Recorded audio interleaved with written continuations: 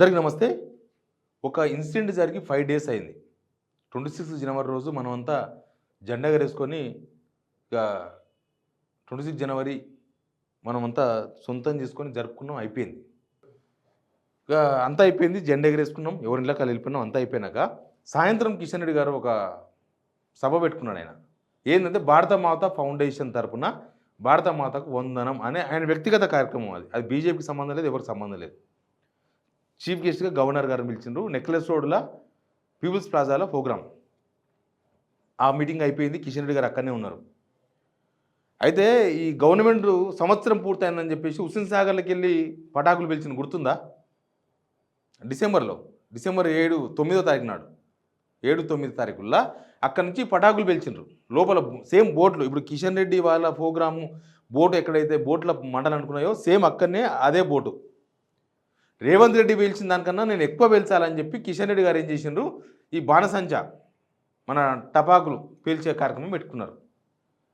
పేలిస్తే ఏమైంది, లాస్ట్కి వీళ్ళ వందనాలు ఇవన్నీ అయిపోయినాయి. కిషన్ రెడ్డి గారు అక్కడనే ఉన్నారు ప్రోగ్రాంలో.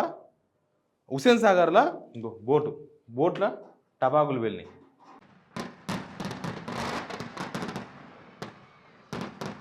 టపాకులు వేలి ఉత్తర టపాకులు వెళ్తేనేమో ఏది కాకుంటుండే. ఆ బోట్లో ఉన్న వాళ్ళు ఇద్దరు ఒకరేమో బోట్ల నుంచి హుస్సేన్ సాగర్లో దుంకి కనిపించకుండా పోయి 45 గంటల తర్వాత కనిపించిన ఒక పిల్లగాడు 21 ఇయర్స్ అజయ్. ఇంకో అతనేమో గణపతి అనే తనకు ఫుల్ గాయాలైతే హాస్పిటల్ తీసుకుపోతే హాస్పిటల్లో చనిపోయాడు. ఈ అజయ్ అనే పిల్లగాడు హుస్సేన్ సాగర్లో ఇక ఆ గడపల్లో దుంకిండో పడ్డాడో ఏమైందో 45 గంటల తర్వాత డెడ్ బాడీ దొరికింది, చనిపోయాడు. ఈ ప్రోగ్రామ్ అంతా అయిపోయింది కదా, 5 డేస్ అయింది. కిషన్ రెడ్డి స్పందించాడు. కిషన్ రెడ్డి ఇప్పటి వరకు మరి చనిపోయిన వాళ్ళ ప్రాణాలు సామాన్యులు కదా, వాళ్ళ ప్రాణాలకు విలువ ఏదో వాళ్ళ కుటుంబాలను ఆదుకోవాలి కదా. ఒక 21 ఇయర్స్ పిల్లాడు చచ్చిపోయిందంటే ఆ కుటుంబం మొత్తం ఆగమైనట్టే. 41 సంవత్సరాల వయసు పనిచేస్తే ఆయన చచ్చిపోయిందంటే ఆయనకు ఎదిగిన బిడ్డలు ఉంటారు, భార్య, వాళ్ళ తల్లి, తండ్రి, వీళ్ళందరూ ఏం కావాలి? కిషన్ రెడ్డి బాధ్యతారహితంగా వహించిండు కాదన్నమా.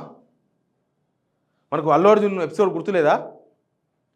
అల్లు అర్జున్ పోయినందుకు అక్కడ ఒక మహిళ చనిపోయింది, గుర్తుంది కదా. దానిలో కేసు బుక్ అయింది, అల్లు అర్జున్ అరెస్ట్ చేసిండ్రు, దానిలో అందరిని అరెస్ట్ చేసిండ్రు, సంధ్య థియేటర్ ఓనర్ని అరెస్ట్ చేసిండ్రు. లాస్ట్కు సరే ఆమె తిరిగి రాలేకపోయినా వాళ్ళ కుటుంబానికి న్యాయం జరిగింది కదా, ఎంతో తిరిగి తీసుకురాలేకపోయినా. మరి ఇక్కడ ఇద్దరు వ్యక్తులు చనిపోయినారు.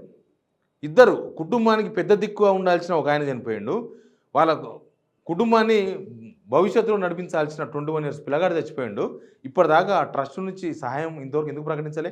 భారతమాత ట్రస్ట్ నుంచి గవర్నమెంట్ ఏం చేస్తుంది? సామాన్యుల తరపున అని చెప్పి గొంతు చించుకొని మాట్లాడిన ముఖ్యమంత్రి ఎందుకు మాట్లాడతలేడు? అసలు ఇప్పటిదాకా గవర్నమెంట్ రిపోర్ట్ తెప్పించుకున్నదా? అక్కడ నుంచి ఏం జరిగిందని ఒక రిపోర్ట్. అసలు ఆ బోటుకు పర్మిషన్ ఎవరు ఇచ్చిండ్రు? ఆ బోట్లో బాణసంచా పేల్చాల్సిన పర్మిషన్ ఎవరు ఇచ్చిండ్రు? ఫైర్ డిపార్ట్మెంట్ ఇచ్చిందా?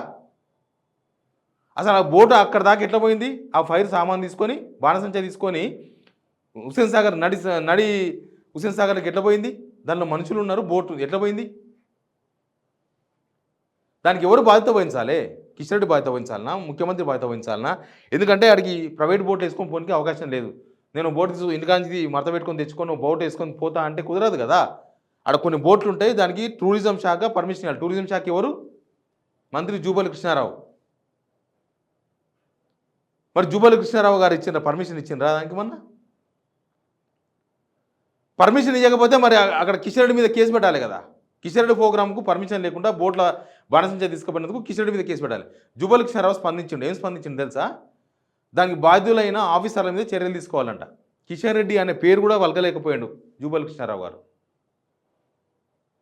అంటే ఆడికి సినిమా హీరోలు వాళ్ళైతే మీకు సామాన్యులు గుర్తుకొస్తారు, అదే మీ పొలిటీషియన్స్ అయితే సామాన్యులు గుర్తుకు రారా?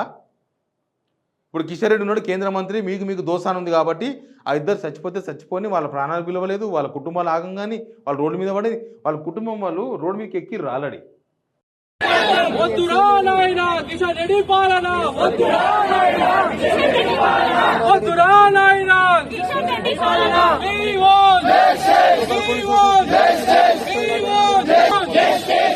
ఏమంటున్నారు వాళ్ళు?